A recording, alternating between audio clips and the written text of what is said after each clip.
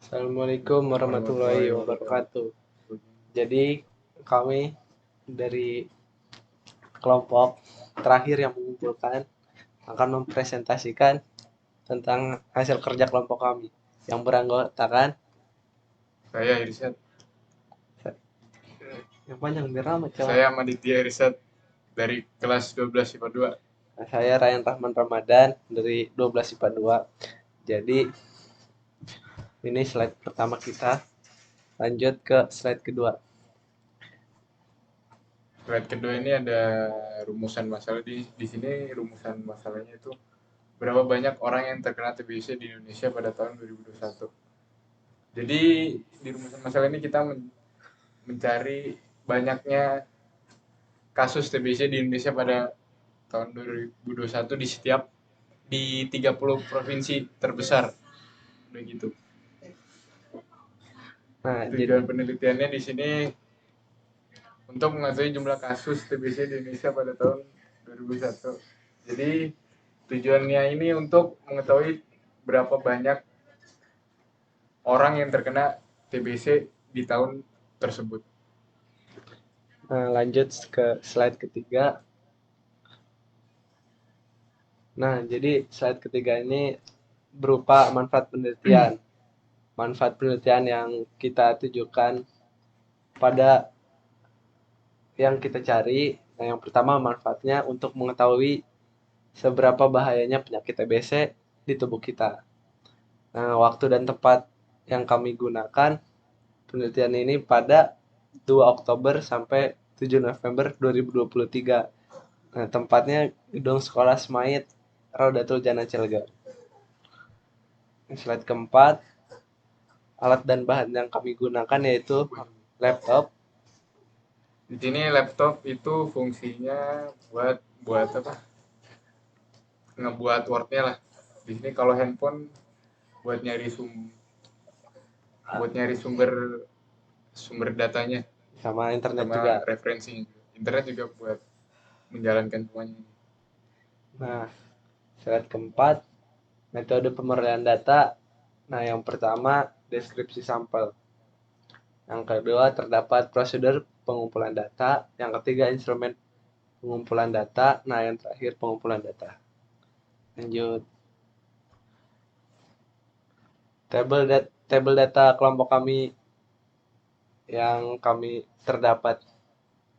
Ini terdapat interval data, frekuensi, titik tengah, dan frekuensi kumulatif. Di sini interval data yang pertama itu 2009 sampai 15.214. Di sini frekuensinya ada 24, titik tengahnya 9.616. Frekuensi kumulatifnya masih 24. Terus yang di kedua tuh 15.215 sampai 30.427. Frekuensinya 3, titik tengah 22.821. Frekuensi kumulatifnya di sini 27.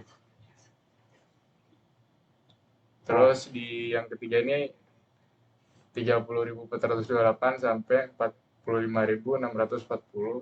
Frekuensinya 2. Titik tengahnya 38.034. Frekuensi kumulatifnya 29. Terus di sini yang keempat tuh ada 45.641 sampai 60.853. Di sini frekuensi 0 karena emang range gitu nggak ada datanya. Terus titik tengahnya 53.247, frekuensi kumulatifnya masih 29. Di sini yang kelima 60.854 sampai 76.066. Di sini frekuensinya 0 karena di data yang kita dapat tuh nggak ada juga range gitu. Terus titik tengahnya tuh 68.460, frekuensi kumulatifnya 29. Terus yang terakhir ada 76.067 sampai 91.481. Di sini frekuensinya ada 1. Titik tengahnya 83.673, frekuensi kumulatifnya 30. Lanjut slide selanjutnya. Nah, rumus perhitungan statistik yang kami dapat yaitu yang pertama MEAN. MEAN itu 14.758. Rumus rata-rata data kelompoknya X bar ya sigma FI kali XI per sigma FI. Nah, selanjutnya data yang sering muncul pada interval, maka modusnya 9616.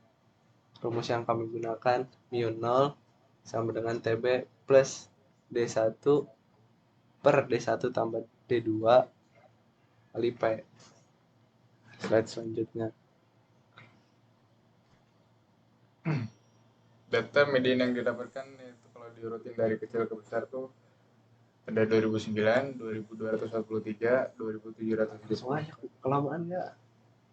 Data yang kan yang paling kecilnya 2009 dan yang paling gedenya 91.368.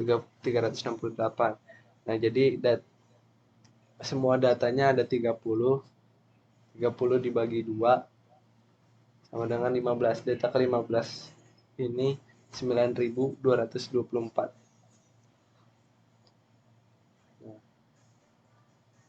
kesimpulan dan saran yang kami ingin sampaikan. Nah, jadi kesimpulan angka kasus TBC telah meningkat seiring waktu, menciptakan tantangan signifikan dalam pengendalian penyakit ini. Gejala TBC, diagnosis, dan pengobatan yang panjang dan intensif menjadi fokus utama dalam menangani masalah ini. Nama-nama historis seperti tisis atau penyakit pita mencerminkan sejarah TBC di beberapa wilayah. Faktor risiko termasuk sistem kekebalan tubuh yang lemah dan kondisi lingkungan tidak sehat perlu ditangani secara holistik untuk mengurangi penyebaran. Sarannya itu perlu peningkatan upaya pencegahan, termasuknya kampanye vaksinasi yang lebih luas dan edukasi masyarakat. Penggunaan metode diagnosis terbaru dan peningkatan aksesibilitas dapat mendukung deteksi dini dan pengobatan yang lebih, terutama di wilayah yang lebih efektif. Kerjasama lintas sektor dan internasional diperlukan untuk mengatasi faktor resiko, terutama di wilayah dengan angka kasus tinggi.